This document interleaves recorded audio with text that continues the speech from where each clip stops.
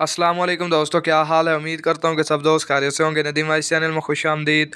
बहुत सालों की बात है, मुल्क खुरासान में बख्त शाह की हुकूमत थी, जो बहुत नेक और रहमदिल बादशाह था। इसके बरक्स बख्त शाह का वज़ीर इंतहाई मगरूर और बद मिजाज शख्स था। वज़ीर बनने के बाद क़ुव्वत इख्तियारात और दौलत की रेल फेल ने इसका दिमाग ख़राब कर दिया था, जिसकी वजह से वो हर शख्स को हकीर समझता था।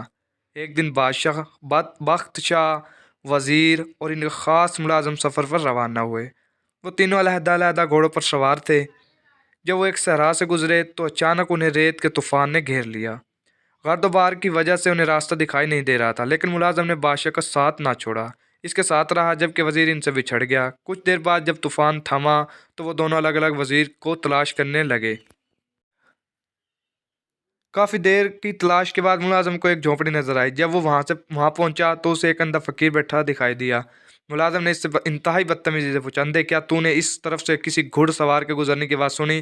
फ़कीर ने जवाब दिया, नहीं भाई, मुझे तो कोई सुनाई नहीं दिया। मुलाज़म ये सुनकर आगे बढ़ गया। थोड़ी देर बाद वज़ीर भी अपने साथियों को तलाश करता हुआ इधर से गुजरा। झोपड़ी देखकर वो भी रुका और इसने फ़कीर से पूछा, ओ फ़कीर, क्या तुमने यहाँ से किसी आदमी के गुजरने की आवाज़ सुनी? इसने वज़ीर को भी वही जवाब दिया जो मुलाज़म को दिया था। वज़ीर भी वहाँ से आगे बढ़ गया। कुछ ही देर गुजरी थी कि बख्त शाह भी इस झोपड़ी के पास से गुजरा। फ़कीर को देखकर घोड़े से नीचे उतरा। पहले फ़कीर को सलाम किया, इसके बाद इंतहाई अदब से पूछा, शाह साहिब, क्या आपने किसी घोड़े की आवाज़ सुनी है? नबी ने फ़कीर ने जवाब दिया, जी हाँ, जहाँ पनाह, पहले हजूर का मुलाज़म इधर से गुजरा, फिर आपका वज़ीर। बादशाह को सुनकर बहुत हैरियत हुई। इसने पूछा, शाह साहब, आप तो नबी ने, आपको कैसे मालूम हुआ कि मैं बादशाह हूँ? अंधे फ़कीर ने मुस्कुरा कर जवाब दिया, अली जहाँ, आपके मुलाज़म ने मुझे अंधा कहा, आपके वज़ीर ने मुझे फ़कीर कहा, हजूर ने मुझे शाह साहिब कहकर मुखातिब किया, लिहाजा गुफ्तगू और लहजे से मैंने अंदाज़ा लगाया कि कौन किस मर्तबे का है। बख्त शाह फ़कीर की बातों से बहुत खुश हुआ और उसे इनाम में कराम देने की कोशिश की, लेकिन फ़कीर ने लेने से इनकार कर दिया। बादशाह फ़कीर की झोपड़ी से रुखसत होकर महल पहुंचा, जहाँ मुलाज़िम इसका इंतज़ार कर रहा था। इसने उसे फ़कीर से बेसूद अंदाज में गुफ्तगू करने पर सरजश किया। इसी दौरान वज़ीर भी महल पहुंच गया।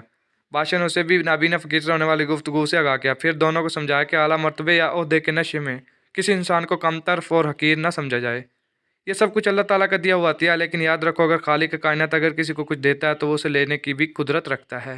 मज़ीद वीडियो के लिए मेरे चैनल को सब्सक्राइब करें।